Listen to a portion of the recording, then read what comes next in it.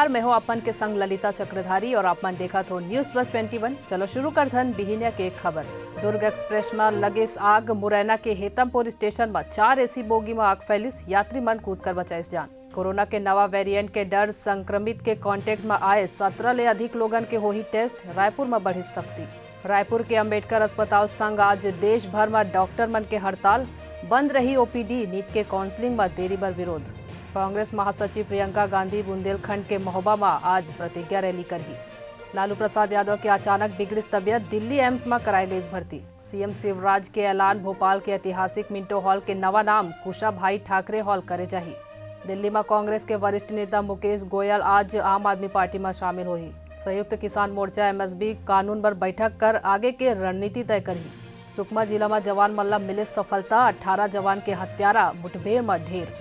टमाटर के बढ़त कीमत ले राहत नहीं। 2 महीना टमाटर के दाम नहीं घटी। रिपोर्ट में ज्यादा बारिश ला बताइस महंगा होए के कारण। ऐसा नहीं तमाम जानकारी से लगातार अपडेट रहे बर हमारे चैनल ला लाइक और सब्सक्राइब करना जन भूलो और नोटिफिकेशन पर बेल आइकन ला घालो दबाओ।